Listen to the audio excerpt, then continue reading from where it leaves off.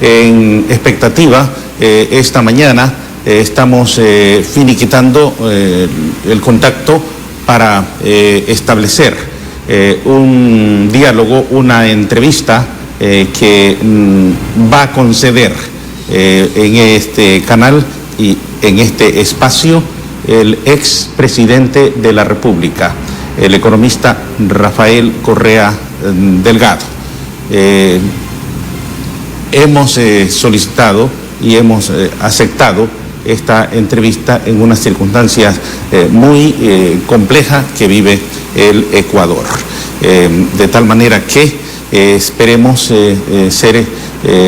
sacarle la orientación que mejor podamos. Ya vemos allí en pantalla la presencia del doctor Rafael Correa. Voy a establecer un primer intento de contacto. Es un gusto saludarlo. Buenos días. Quisiera saber si escucha mi señal.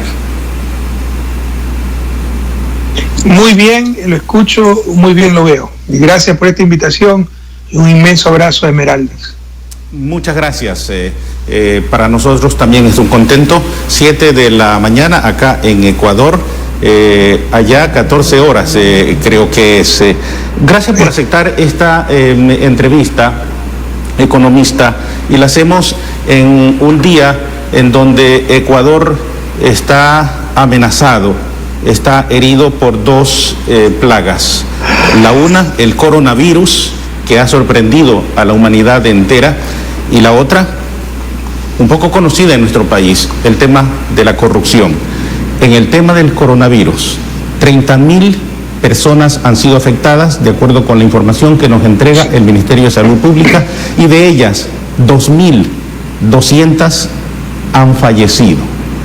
En el tema de la corrupción, el último escándalo, hoy la Fiscalía formula cargos en contra de Alexandra Ocles.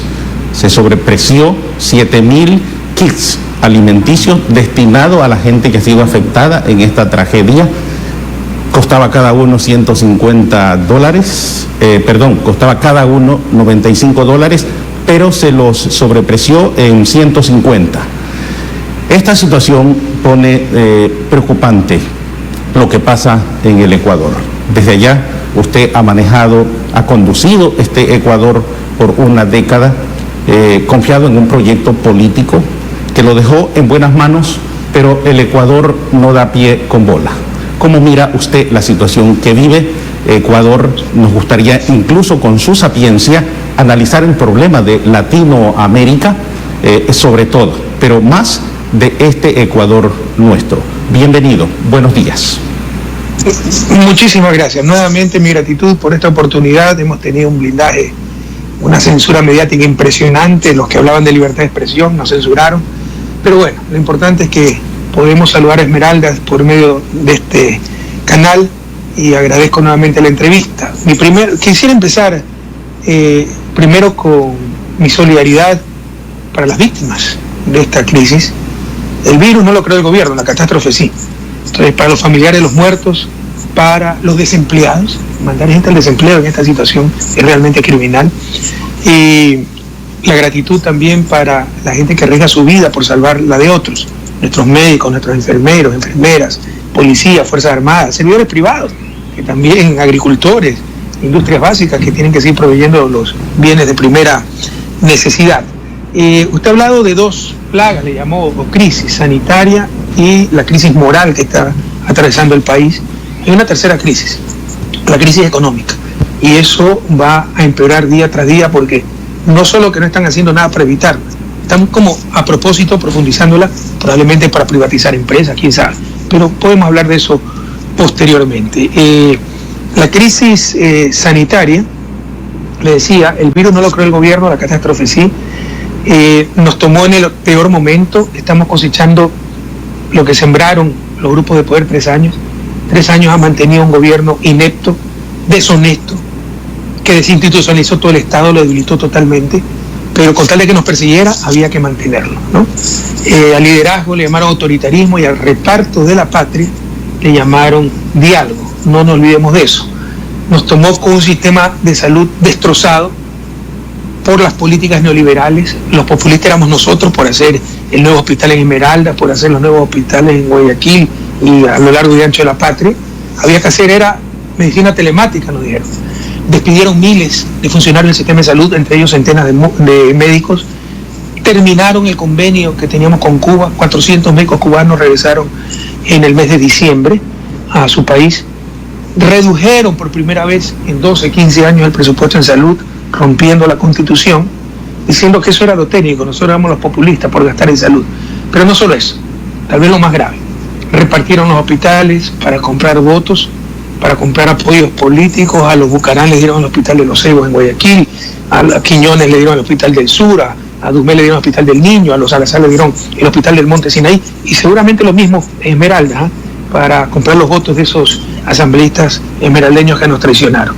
Entonces nos tomó con un sistema de salud destrozado, con un gobierno ausente, inepto, con un Estado debilitado, desinstitucionalizado, y nos tomó con una economía ya en crisis. No olvidemos que la crisis empezó antes del virus, antes de la caída de los precios del petróleo, por las políticas neoliberales aplicadas.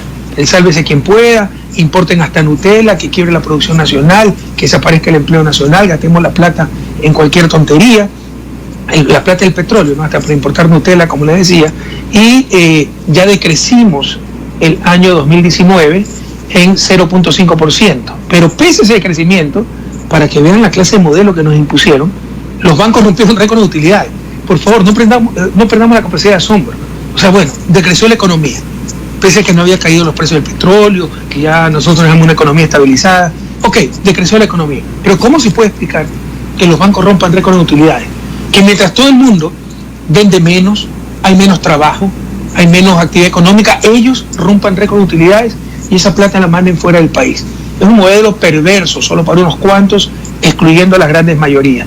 Bueno, encontró al país en las peores condiciones, sin gobierno, sin Estado, sin sistema de salud, sin sistema económico adecuado o situación económica adecuada. Pero podían reaccionar, reivindicarse, pero lo hicieron peor todavía. Cayeron hasta en negligencias criminales que deben ser juzgadas una vez superada la crisis. En este momento la prioridad es salvar vidas. Y esos temas, doctor Correa, y esos temas como que ya el país los conoce, y el Ecuador vive este momento una situación que es demasiado delicada. En el tema económico usted maneja muy bien las cifras y debe corroborar un Ecuador sin capacidad de endeudamiento, un Ecuador sin capacidad de emitir los bonos de pago, un Ecuador con riesgo país que yo no sé si llega a los 7.000 puntos, un Ecuador dividido, un Ecuador en donde sectores ya empezaron a pedirle la renuncia al presidente de la República actual, es decir, una situación muy desesperante. ¿Cuál es el impacto que esto va a tener a mediano y a largo plazo, economista? Yo quisiera traerles buenas noticias, y soy un optimista por naturaleza, le diría un optimista enfermizo, y espero que esa enfermedad sea contagiosa. Yo no le puedo mentir al pueblo ecuatoriano, al pueblo esmeraldeño. La situación es muy grave y va a empeorar. ¿No? A nivel sanitario no han controlado absolutamente nada, y a nivel económico se nos viene una crisis peor que la del 99. Se calcula que la economía ecuatoriana va a crecer 8%, en el 99 decrecimos 4.7%. En el 99, como válvula de escape, muy dolorosa, pero al fin y al cabo válvula de escape frente a la falta de empleo, hubo la migración. Ya no podrá migrar la gente porque hay visas en Europa y controles de Estados Unidos. Teníamos tipo de cambio, al menos hasta el año 2000, para controlar un poco el sector externo. Hoy no tenemos tipo de cambio. Entonces va a pegar con mucha mayor dureza esa crisis si no se toma las medidas del caso, y no se las están tomando. Las leyes que han presentado la Asamblea son una payasada. Son parches. La ayuda humanitaria, parches para una aspirina para un cáncer terminal, o sea, parches fiscales. Y la otra no tiene nada que ver con la emergencia, es la zapada criolla, son las reformas que pide el Fondo Monetario, limitar todo gasto público, excepto pago de deuda y arbitraje, ¿no? Para tener ahí sí platita para eso, pero para el resto, para educación, salud, todo lo limitan. Entonces eso no sirve casi para nada. No hay un programa económico para enfrentar la crisis que se nos viene y proteger la dolarización. Yo sí quisiera acabar la idea rapidito anterior, porque le decía que sí pudimos reaccionar de mejor manera, pero hubo una negligencia criminal. Desde diciembre ya se supo de Wuhan en China. En enero ya estaban los protocolos contra la epidemia. En febrero ya se declaró pandemia. Pero hasta el 16 de marzo no hubo estado de emergencia. Se ordenó aislamiento, cuarentena sin apoyo con alimentos, como la gente se queda en las casas, la gente de Esmeraldas que gana el pan día a día. No se trajeron las pruebas, se vieron a hacer unas 85.000 pruebas en Ecuador hace un mes, no se han logrado ni hacer 30.000 y no se equiparon los hospitales, diciendo que no había plata y pagaron deuda externa. Entonces lo que ha habido es negligencia criminal. Pero añádale eso, la tremenda crisis económica que se nos viene, que era prácticamente inevitable, pero pudo ser mitigada. Usted ha dicho, no tenemos capacidad de endeudamiento. Ecuador sí la tenía, fue un cuento lo del sobreendeudamiento, ¿no? Ahora se sabe que era 38%. Me refiero, economista, me refiero en este momento. Hay países que tienen más del 100%.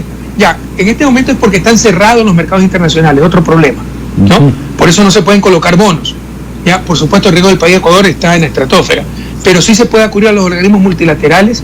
Estamos luchando a nivel internacional para que el Fondo Monetario haga una emisión trillonaria de derechos especiales de giro. Es una moneda contable que sirve como reserva, ¿no? Con eso los países que tienen moneda nacional pueden emitir moneda nacional.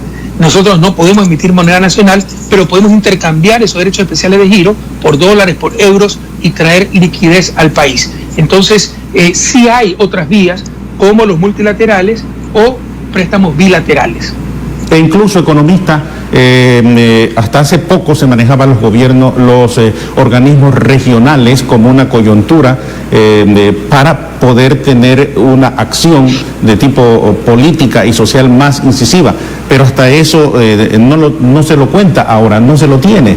Es decir, que estamos en indefección y tampoco hay un plan de gobierno muy claro para decir cuál es el camino, cuál es la ruta por donde vamos a salir del problema. En este momento, al margen de las posiciones, creo que sería bueno aprovechar para dar orientaciones de qué es lo que se debe hacer ya, porque estoy convencido que ni usted como ecuatoriano, ni yo, ni nadie somos masoquistas para pensar en que vamos a perecer. Hay quienes dicen que el barco ya se está hundiendo y yo no creo que querramos hundirnos todos. De acuerdo, pero no nos engañemos, no vamos a salir sin costos, no hay salidas milagrosas. Sí se puede disminuir los costos y sí se puede hacer cargar el costo a los que más tienen, no a los más débiles. Y eso ya es decisión política, ya el problema no es técnico, es político. O sea, no hay soluciones milagrosas. Pero, por ejemplo, el primer paso que se debió dar cuando se derrumbaron los precios del petróleo es evitar que salgan divisas hasta para comprar Nutella. Pero lo que han hecho desde el inicio del gobierno es desarmar todo el sistema de aranceles que nosotros pusimos para proteger producción, empleo nacional, para proteger a esa cerámica, a esa industria de cuero en la Sierra Central, para proteger al agricultor esmeraldeño, ¿no? Abrieron la economía, reduciendo aranceles, que además permiten la fuga de divisas, pero también disminuyen ingreso fiscal. Ellos mismos crearon la crisis fiscal. Empezaron a eliminar impuestos hasta para el papel del periódico, para congraciarse con los grandes medios de comunicación. Eso es necesario que sepa la ciudadanía. Entonces, no vamos a salir sin costo, pero el costo debe tratar de minimizarse, ¿no? Y debe ser cargado a los que más tienen. Esa ley que mandan a la Asamblea les cobra a los asalariados, la mayor parte de la contribución de los asalariados, no de las utilidades empresariales, no del capital. Además, proponían que esa contribución de las empresas fuera crédito tributario en el 2022. ¿Qué significa eso? Que no va a haber donación de ninguna clase de las empresas, sino que eso después se lo cargan al Estado. Si tengo que pagar en el 2020 100 de impuestos y di ahora 60 como contribución por la emergencia, ya tengo que pagar el 2022 solo 40, porque los 60 es crédito tributario, como que si avancé impuestos. O sea, al final del día no están poniendo nada a las empresas, todo es carga para el Estado y para el pueblo ecuatoriano. Entonces, eso ya es cuestión política, no es técnica, sobre quién debe caer el mayor peso de la crisis. Por ejemplo, los banqueros, que han roto récord en utilidades. En época de emergencia es como estar en la guerra. En la guerra, usted tiene una empresa de ollas, le dice, se me pone a producir municiones porque es para defender la patria. Después veo cómo te pago y cuándo te pago. Estamos en una emergencia. Se le puede decir a los bancos, nadie me declara utilidades, porque en tremenda crisis hasta inmoral declarar utilidades. Sin necesidad de ley, la Constitución permite en estado de excepción anticipar impuestos. Entonces ustedes me van a anticipar los impuestos los próximos 4 años y les capto todas las utilidades y las utilizo para atender la emergencia sanitaria, para respaldar a las empresas que no tienen liquidez, para reactivar la economía. Pero nada de eso se está haciendo. Y el problema no es técnico, el problema es político. ¿Quiénes están gobernando? Los banqueros, los grandes importadores, y no toman las medidas necesarias. El informe de la CEPAL, economista, es dramático en cuanto a resultados para América Latina, y allí está Ecuador. El costo, textualmente dice que el costo de toda esta crisis la van a pagar los sectores más vulnerables. Hablan de una tasa de desempleo que se ubicaría en el tomo al 11,5%. Esto es un duro impacto, y es para eso que hay la necesidad de dar recomendaciones, hay la necesidad de decir cuál es el camino en forma sana. Si analizamos el tema político, nos vamos a encontrar que los actores políticos, los partidos políticos están pensando en las elecciones del 2021, pero no en una fórmula que nos permita a nosotros por lo menos decir, por aquí vamos por buen camino, economista. Bueno, creo que es claro el camino, y nosotros siempre lo hemos dicho. Dimos todo un menú de medidas para tratar en algo paliar la crisis, porque yo no soy demagogo. No hay medidas milagrosas. De estas no vamos a salir sin costo, pero se puede mitigar el costo y repartirlo adecuadamente, que el mayor costo recaiga sobre los que más tienen, no sobre los que menos tienen. ¿Y cuáles son las políticas? Las políticas que hemos aplicado del 2007 al 2017, que fueron tan exitosas, pero cuando Ecuador era ejemplo de todo lo bueno, nos decían que estamos mal. Ahora que somos ejemplo de todo lo malo, nos dicen que estamos bien. Cuando inauguramos escuelas del milenio hidroeléctricas, estamos mal. Ahora que inauguramos cementerios y discutimos abrir fosas comunes, que estamos bien. O sea, pusieron el mundo al revés. Hay que retomar esas políticas. Y en lo económico, ¿qué eran esas políticas? El principal deber de la política económica, el principal objetivo, el principal deber de un gobierno, es proteger la producción y el empleo nacional. Y para eso tiene que proteger el sector externo, para que no nos importen hasta las zanahorias que podemos producir internamente. Entonces, teníamos todo un esquema de aranceles que lo derrumbaron. Tiene que evitar que salgan divisas. Las divisas, peor en un sistema dolarizado, como la sangre del cuerpo humano. Si usted abre una herida y empieza a desangrarse, se muere, se acaba muriendo. Entonces, eso es que salgan divisas de un país, acaba colapsando la economía. Pero redujeron el impuesto a la salida de divisa. Hay que volver a poner ese impuesto de salida de divisa. Entonces, lo primero, controlar la fuga de divisas. Lo segundo, se requiere ingreso fiscal por el derrumbe del precio del petróleo, menor recaudación de impuestos, y le he dado algunas sugerencias. Se les dijo cobrar 0.9%, como hicimos cuando ocurrió el terremoto, a las fortunas de más de $1 millón. No lo han hecho. Se les ha dicho soluciones radicales. Estamos ante la mayor emergencia de la historia del país. ¿Cómo puede usted entender que alguien vaya a declarar utilidades en medio de esta pandemia, en medio de esta crisis? Sería esto inmoral. Entonces se puede, por medio de impuestos, captar todas las utilidades de este año, ¿no? E incluso ponerlas como crédito fiscal parcialmente, pero obtener esos recursos y atender a esas empresas que no tienen ni cómo pagarle a sus trabajadores, con crédito blando, con copago a esos sueldos de los trabajadores, atender los costos de la crisis sanitaria y dar circulante a la economía para que se reactive la actividad económica. Entonces las cosas están claras, pero le insisto, y al final del día no es un problema técnico, es un problema político. Pero ¿qué mecanismo? Los banqueros jamás van a permitir sacrificar sus utilidades. Si los gobiernos los grandes importadores jamás van a permitir que se controlen las importaciones. Economista, y es precisamente eso, o sea, ¿cómo incidir en este momento en el Ecuador que tenemos? ¿Cómo incidir para que esas recomendaciones sean escuchadas? Cuando basta que vengan de usted, realmente un país polarizado, basta que vengan de usted como para darle la menos importancia, sin pensar que estamos afectando al país en su conjunto y no a Rafael Correa. Usted lo ha dicho, no les importó por destruir a Rafael Correa, destruir al país. No nos han destruido, no nos van a destruir, pero sí destruyeron a la patria. Mire, perdóneme que sea repetitivo, pero yo no me engaño ni engaño. O sea, con este gobierno vamos directo al precipicio y es perder el tiempo, darse contra una pared. Yo lo quise apoyar el 16 de marzo, cuando decretó el estado de emergencia, pese a su criminal persecución, difamación durante 3 años, nuestros compañeros presos, yo con 31 juicios, dije, se necesita unidad, se necesita autoridad, todos a respaldar al gobierno. 10 días después no habían dado un centavo para la crisis. Mintieron que traían pruebas. O sea, ya no podemos seguir esperando sentados que nos lleven al precipicio. Entonces, octubre, ¿qué debemos hacer de acuerdo a su visión? Se requiere aplicar la Constitución, anticipar elecciones, ¿no? Nos dijeron que estábamos desestabilizando. Si me hubieran hecho caso, ya teníamos un nuevo gobierno hace varios meses y la situación fuera totalmente diferente. El tiempo me ha dado la razón. Ahora hasta los mismos grupos que apoyan al gobierno están pidiendo la renuncia del presidente. Ahí no son desestabilizadores. ¿Por qué? Porque ellos se creen los dueños de este país. Pero si no hubieran hecho caso, la situación fuera diferente. En todo caso, temo que si sigue este gobierno, un gobierno incapaz, deshonesto, ausente, sin liderazgo, sin credibilidad, sin autoridad, vamos directo al precipicio y darse contra una pared. Les hemos presentado todo y no hacen caso en nada.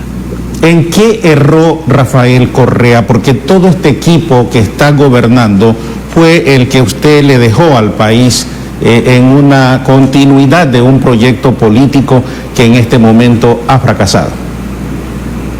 Bueno, eso es una monstruosidad, eso no es cierto. No. De vicepresidente para abajo todos han cambiado. ¿Acaso Thomson Olsen fue de la Revolución Ciudadana? ¿Acaso los Ruptura no nos traicionaron en el 2011, muchachos ambiciosos, engreídos, burguesitos? Entonces, la gente de la Revolución Ciudadana, en noviembre de 2017, los honestos ya habían renunciado. Ricardo Patiño, Polo Apagón, Virgilio Hernández, al ver la traición y hacia dónde nos conducía Moreno. El único que queda es Moreno, que es el títere, pero un gran traidor.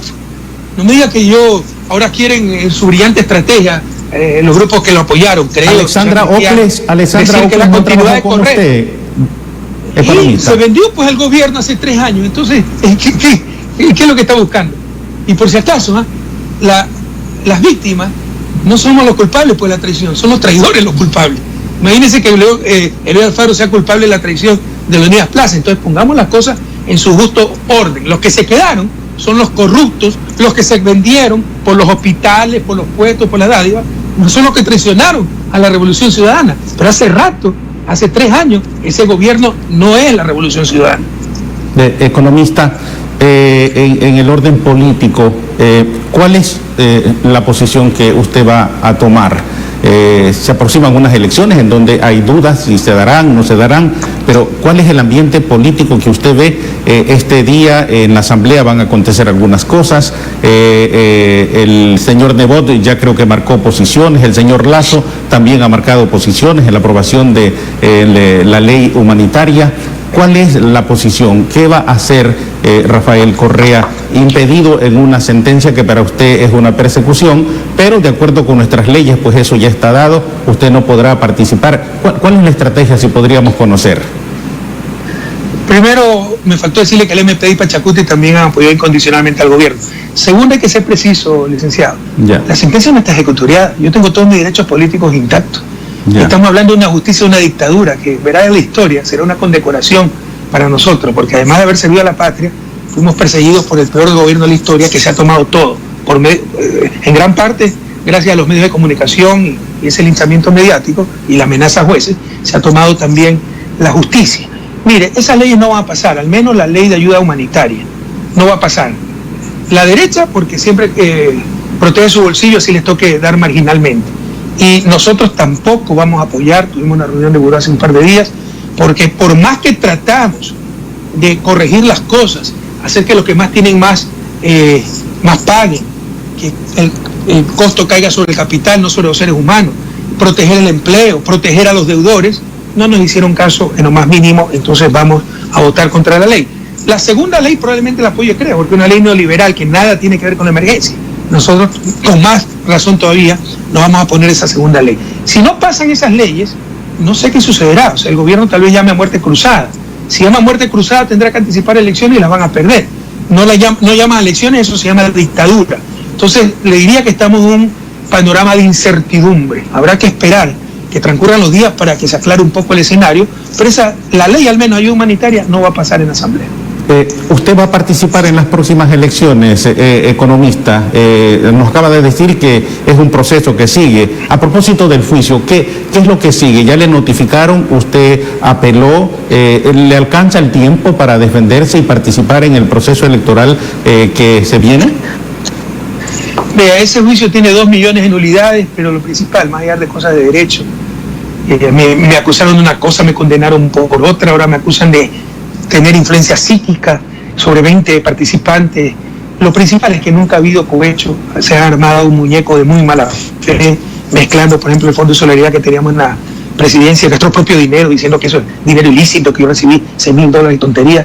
Eso no va a resistir a nivel internacional, pero a nivel nacional no tenemos ninguna esperanza. Hay que ver si le alcanzan los tiempos, porque el 7 de abril, en plena pandemia, en plena emergencia nacional, en plena cuarentena, en pleno estado de emergencia, 2.000 causas represadas, solo continuaron con la audiencia de casos sobornos, porque están apuraditos tratando de tener una sentencia definitiva antes de septiembre para que no pueda inscribirme como candidato. Después pasaron por escrito la sentencia, ahora resulta que está incompleta, que faltan 300 páginas más. Es realmente algo de loco, algo nunca visto en la historia ecuatoriana. Entonces, normalmente no le van a alcanzar los tiempos, y yo tendré todos mis derechos políticos intactos para poder inscribirme a las elecciones del 2021, pero ya cualquier cosa puede pasar con este gobierno, así que veremos. Y sí, la expectativa es esa. En la parte final de esta entrevista, para agradecerle, ¿qué decirle al presidente Moreno? ¿Qué decirle a la Asamblea? ¿Qué decirle a los poderes del Estado? ¿Y qué decirle a esa familia, economista, a esa madre soltera que tiene 6 hijos, no tiene empleo, no tiene vivienda y está llorando este momento porque sabe que los días que vienen son demasiado fuertes? En la parte final, gracias por atendernos. A Moreno, a la Asamblea, a la clase política no tengo nada que decir. La historia ya los ha puesto en su lugar, el presente y el futuro, en el basurero de la historia.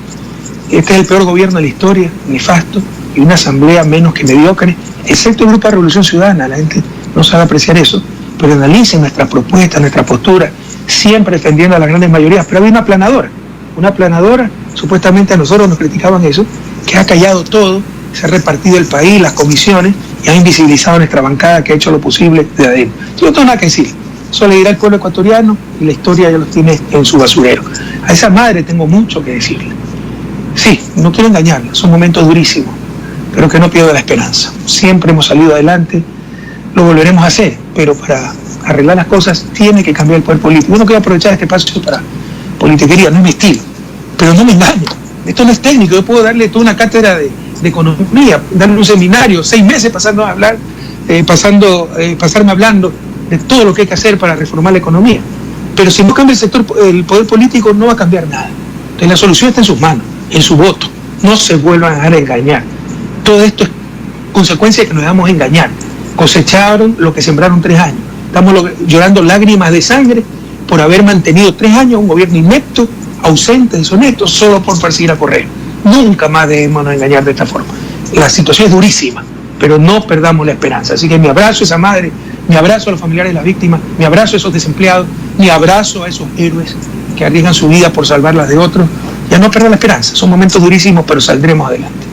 Muchas gracias, economista Rafael Correa desde Bélgica. Hemos tenido este contacto. Gracias por asistir a esta entrevista. La situación, lo ha admitido, es dramática y esperemos que realmente haya una lucecita en lo más profundo del túnel para poder decir que vamos a retomar con fe, con mucha esperanza, este momento muy complejo que vive la patria ecuatoriana. Hacemos aquí una pausa, ya volvemos, tenemos más invitados.